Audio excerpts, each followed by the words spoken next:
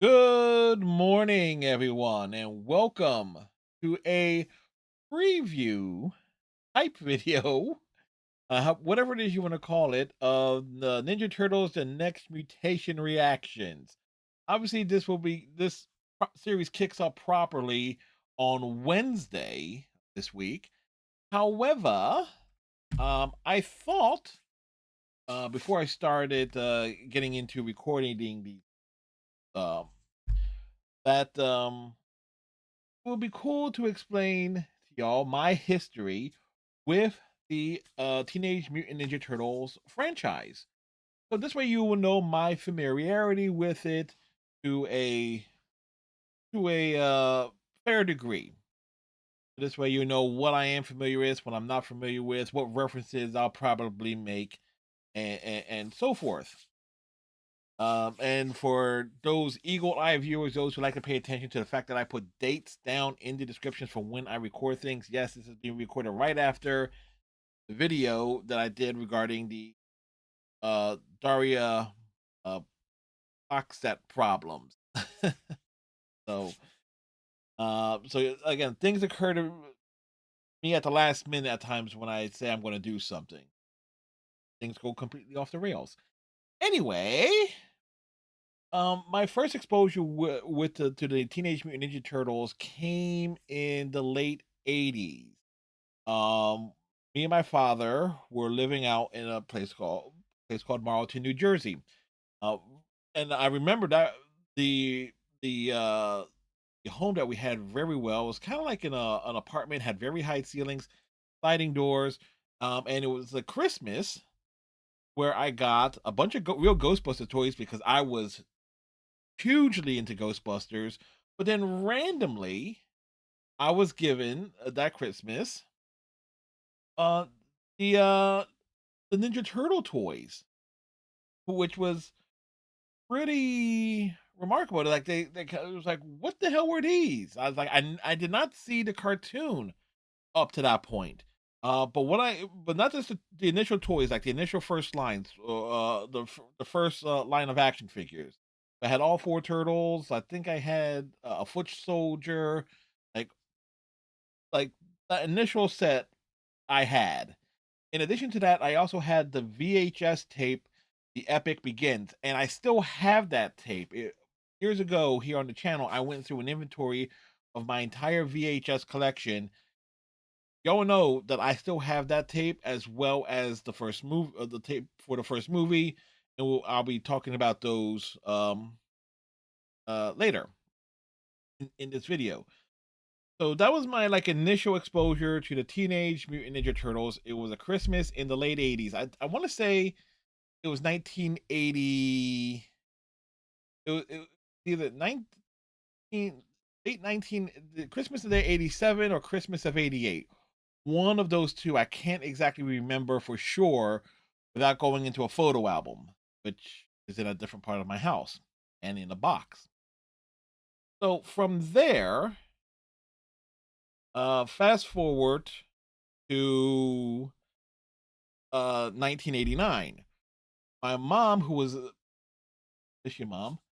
My mom was living in California, a- and but she has come back. She's pregnant with my soon to be younger brother, and we move into not Woodbury. It was like he was I forget the name of the town, but we were literally out in the country in a beautiful house that had had a big bedroom. There was like the living room was huge. I basically had free range of the basement. Ever wonder why I had like the why my office is in the basement of my house? Is because the place that we had there was big furnished basement. That was basically my playroom. It's like I had free reign over it. Um, but during that point in time, got me more exposure to the Ninja Turtles. Was watching the cartoons on a fairly regular basis. They were in regular rotation on WPSG channel 57 out of Philadelphia in the afternoons. And there's also was getting the and that's also where I was really big into drawing. and my mom taught me how to draw the Ninja Turtles based off of the cereal box. Now, if y'all remember, if you're old enough to remember the Ninja Turtles cereal box, Donatello was kind of front and center with his bow staff being in like the spoon. At least this is my visual of it. So it was like the first Ninja Turtle I kind of like got to draw or learn how to draw was Donatello off of that cereal box because the spoon was basically in the shape it was being held in the shape of his bow staff. And and so like more and more of the positivity and vibes there.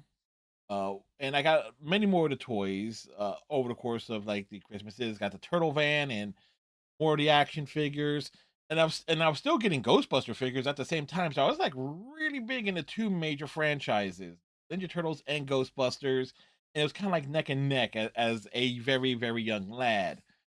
1990, we moved back into what is essentially my hometown, place I was born.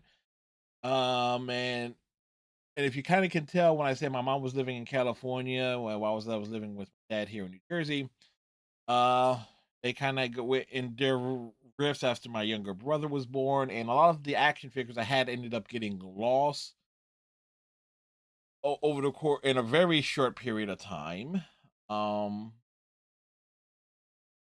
but we ended up living with me, my mom, and my younger brother ended up living with my aunt Grace and my cousin Francis, who went and y'all saw my cousin Francis on stream a couple years ago, and we got to arrange for that to happen again. That was very cool, but schedules and everything, and plus me doing stuff with the house has kind of prevented that.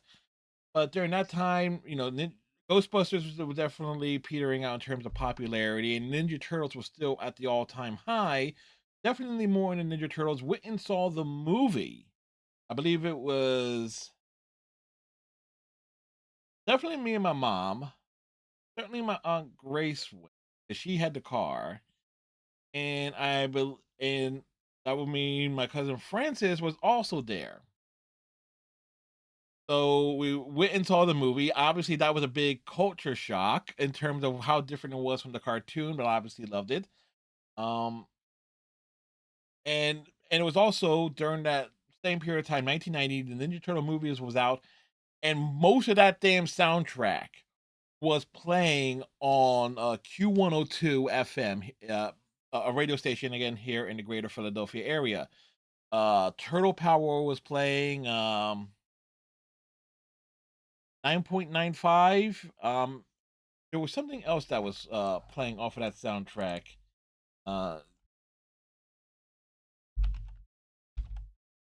um, just want to make sure because I know because that soundtrack got a lot of play.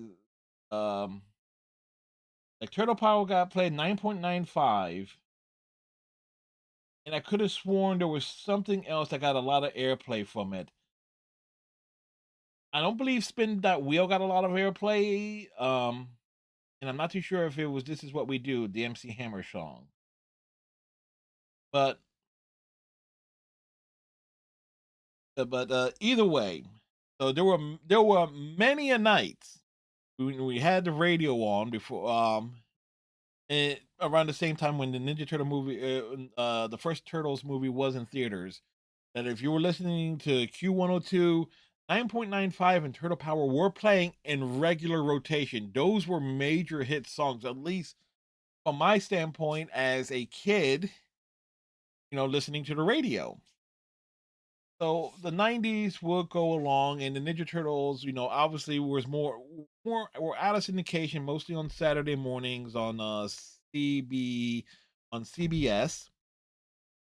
And so the interest in the Ninja Turtles started to wane as I got older. So it was like as I entered my tween years, the Power Rangers would come along, but I was still trying to catch the Ninja Turtle episodes on Saturday morning. And obviously, but over the course of time, saw Ninja Turtle Secret of the Ooze in theaters, and saw Ninja Turtles 3 in theaters. And the funny thing about Ninja Turtle 3 is I was like, those two viewings of it is like I went with my dad. So that was kind of cool. And I remember this regarding the Ninja Turtles 3 movie. They actually had somebody dressed up as Leonardo with big foam head and big head and stuff, and there was a raffle on it. Was off by one number on that damn raffle. It's like I forget what the prize was, but I remember like I was off by one damn number. Um, Oh, and forgot something else too. The Ninja Turtle mall tours and stuff. We went to a mall in the late '80s. I forgot about this as I was thinking of that. We went to a mall called part of a Ninja Turtle a live show. They had like somebody dressed. I think they had like a couple people dressed as the turtles, a couple dressed as someone dressed as April, and someone dressed as Shredder. I there was some other villain. Can't 100% sure. But now when I say mall tours, I'm certainly not saying it was the coming out of our shells tour. That it was completely different. There was like none of the music involved, and the costumes for the mall show was definitely more lore accurate, and it had like I remember at least there being a bit of the shell or something that whatever it is that they use for the for those costumes on like on these mall shows. Uh, let's see. Moving right along. So we're jumping along. So we're getting more to like the mid '90s. The obviously the Turtle CBS show goes off the air. But at the same time, when the final season there, the Red Sky era of the '87 series is airing. I'm definitely leaning more Power Rangers ish at that time and more so like Batman the Animated Series, like Animaniacs was still riding high at that point in time. Uh, and also like anime starting to filter in a lot more as well. And also you had like X Men '92 was still on its peak. The Spider Man '90 series was there, and also I was huge into Star Trek. I was like Deep Space. I was literally sitting in front of my TV because for whatever reason we never really had batteries for the VCR remote control. Manually recording, pressing pause, stop and record and stuff. On recording episodes of Star Trek Voyager and Star Trek Deep Space Nine for my father to watch at times, and he was not going to do the Columbia home video things as he did for those series, the way he did for the original series and the Next Generation. I know I'm getting off on a tangent here, but you kind of are seeing where my mindset is. So we get into like 97, 98, somewhere where there's about Power Rangers in space is obviously huge. As like I can Power Rangers, was like in and out with it. I kind of dipped on that series like after Zeo. No, during late stages of Zero, I kind of dipped on it. I didn't really dig Turbo at first, but I caught in on the beginning, on like the end of like the second half of Turbo, and the stuff that launched into Power Rangers in space. And around that same time, the announcement comes out that Ninja Turtles: The Next Mutation is going to be airing on as part of the Fox Kids block. So that caught my attention for a couple reasons. Because one, the suits it will be look decent. It's like movie quality. They were at least going to be on par with the Ninja Turtles 3 suits. And say what you want, but the suits for Ninja Turtles 3 were not bad. Would they have Jim Henson quality from the first film? No, but but the I think the Jim Henson Company had their hand in the second movie, and those suits were considerably worse than the ones in the first. So a live action Ninja Turtle series. I was smart enough at that point in time because I was in high school. We had Saban Entertainment is going to have their hands in it, um, which meant that you were going to expecting at least a high level of like action in it because it was going to kind of follow the same formula. At least that was the hype at the time. As the Power Ranger series, but it's going to involve the Ninja Turtles. And I remember watching the series. There were like the episodes were airing certainly once a week, and I remember I dug the addition of the fifth turtle, Venus de Milo. I totally dug her, and I thought like her vibe as being something completely different than the like she was raised solo. She has this more I think it was more of a Buddhist monk esque training or upbringing. So it certainly served as a sharp contrast to Four Turtles. Think Raphael had a motorcycle and it had some sort of battle wagon, like van or something or other. And so now we're getting into what I remember about this series. And I remember watching it, but as high school as it was going along, it, life got in the way, and so I never saw. I didn't see all the episodes. I did see the crossovers with Power Rangers in Space, and I thought it wasn't bad.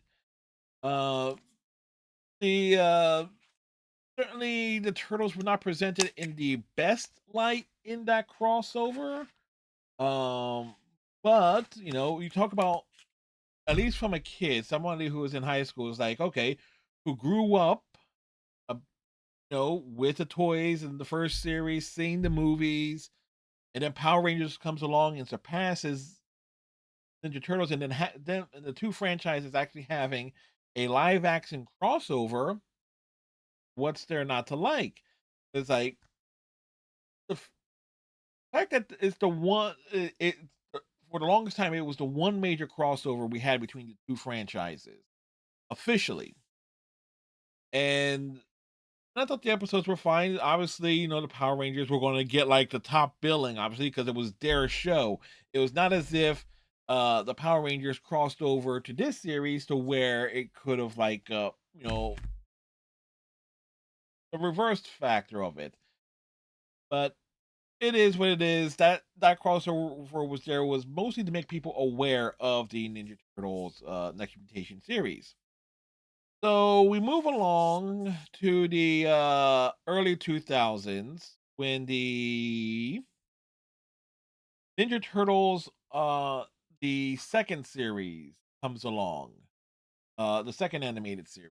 The one that's a lot more serious, the one that's a lot more preferred by because it's certainly closer to the Eastman and Laird comic book in terms of tone at times. Um And I kind of watched it on Saturday mornings. But obviously at that point in time, it was after my failed stint with the United States Army. My younger brother at that point in time was in high school. And I was like working and stuff, and there wasn't quite, the same vibe. I remember like digging the 2003 series, but at that stage of my life, I wasn't like really dedicating myself to watching it, but did pick up the video games. As a matter of fact, I still have the second and third Ninja Turtle games based on that series. I still have as part of my PlayStation 2 collection. The first game, and I ended up trading back in and never found a replacement copy to bring back into my collection to have that trilogy. And speaking of video games, yes, I can't believe I always forgot about this. So let's skip into the video games now. Uh, the original game that was on the NES, I played in the PC version. I played that on an IBM Handy 1000 computer with a joystick that had two buttons. So, and you had to press a space bar or something on the keyboard uh for it to move it, and it was very very difficult. Obviously, that game had some problems. And it wouldn't be until the Cowabunga collection that came out a few years ago where I was actually able to beat that, thanks to how you can just really tease the hell out of it with the AI doing all the gameplay. um Also, the two arcade games, Played the first arcade game. Played in the mostly played at a bowling alley. I want to say the Playdrome in Cherry Hill. Turtles in Time. I would only play a few times in an arcade. First time was in Ocean City.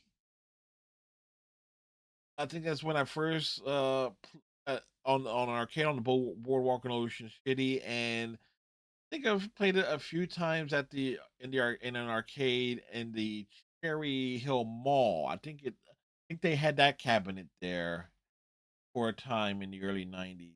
Certainly not into the mid late '90s, early '90s. That cabinet was there. Um, but didn't play any of the other like Turtles games that came out like on the NES or the Sega Genesis. Even though I had a Genesis console as a kid, I got that in '94. Didn't play any of the Turtle games on that uh, when they came out. So getting back in things to the 2003 series. Then of course there's that big drought. That long, like that dark period when the Ninja Turtles series, when that 2003 series goes off the air. I forget the order in which I saw these. No, no, I know the order I saw these. I saw the first Michael Bay film. Got that for free based on like a promotion or something on the PlayStation Network during the PlayStation 3 era. That's how I saw that film, and because I was not going to movie theaters at the time, hated hated it. Eventually I would see like that CGI film that was supposed to be in line with the first three movies and didn't particularly. I thought it was okay, but and then and then I saw Turtles Forever. That piece of shit. That that fucking thing. I grew up as someone who grew up with the '87 Turtles. I did not appreciate how they were depicted in that, like what was supposed to be an anniversary, the big like the Turtles multiverse crossover event. I did not appreciate how the '87 Turtles were portrayed in that. Now, maybe it was due to the fact that they could not get the original voice actors to reprise their roles in any shape, way, or form because of uh union issues, because that 2003 series, it was a non-union series, which means that you will never see that series properly represented in anything that is done like mainstream. You would have to have union act those the voice actors of that 2003 series would have to join like the voice actors guild or the screen actors guild or something or other, so that they could be used it like in any crossover events going forward. Hence why, and we'll get to it, the 2012 series, which I did not watch. When the 2012 series was going on, wait, was it 2012? Well, no, wait, I'm confusing. Thinking of, I think I got those dates mixed up. Both, but it's the series that had was definitely more 3D esque. The first of the two Nickelodeon series is the one I did not watch, and I can't remember what year that came out or premiered. But it certainly did a lot of repaired a lot of the damage that was done by the Bay films, from what I understand. And it was kind of like a hybrid between the '87 and the 2003 series. And I did see a couple episodes of it, and the episodes I saw of it were the crossovers with the '87 Turtles. So that got my attention to like to check it out a little bit, and I like what I saw. Um, I find it hilarious that one of the crossovers with the '87 Turtles is essentially a redo of Turtles Forever on a smaller scale, where you had we had what was it? The two Donatellos chasing Krang through the Turtles multiverse, and they end up in the Mirage Turtles. It's like so seeing that, it's like okay, let's just redo fact that they they redid Turtles Forever on a smaller scale, but note for note in terms of like the climax and stuff, it is kind of hilarious. It's very hilarious to me. And then then I watched the later crossover where they try and get the 87 turtles to be more serious, get over their jokey nature. And I took a bit of issue with it, but I got what they were trying to do there, because again it was like repairing the reputation of the 87 turtles. And and and let's be honest, yes, the 87 series was jokey. A lot definitely played for more comedic effects than everything else. As the series went along, the weapons were used less and less. Um, but at the same time, you look at like the very early, like the original five-parter of the 87 Turtles, that certainly set the tone with the level of violence. You go out, when they go on that rooftop, um, in the was it the first episode, first encounter with the Foot Clan robots, the turtles were throwing down. It's like them using their weapons. Yeah, they could use their weapons. The problem is you got your censorship and stuff that was happening in the late 80s into the early 90s. And so why Michelangelo ended up using the grappling hook later on. And the saw a lot more flips and tosses of enemies, things done for with bit more of a slapstick style of combat in the later portion of that series, up until the brief stuff I remember of the Red Sky seasons, took things, those had a bit more of a serious tone. But so get the reasoning of why that the first Nickelodeon series had that episode to get the original turtles to be more uh I said the original turtle, at least the 87 series turtles, to be more serious. But what I appreciate about the crossovers between those two shows is like you had the original voice cast, you had Cam Clark, you had Rob Paulson, uh, and I and I came, you had the guy who was the voice of the Quick Bunny. That's the Quick Bunny. And so this brings us more into more modern day. Not so much modern day. Is I played Ninja Turtle Out of the Shadows. I played that on Steam. Never was able to check out what the multiplayer experience of that was like. I did do streams of that several years ago. I don't remember. I don't. I think I did those prior to those streams were prior to 2020. So that footage is long gone at this point, as well as any clips and stuff of that. Unfortunately. Um, and obviously the Cowabunga collection.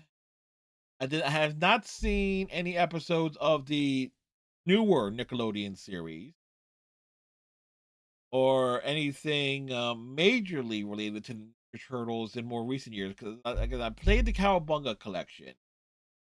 Oh, I almost forgot the Shredder's Revenge. Played that, and we did that. We did that on stream, like start to finish.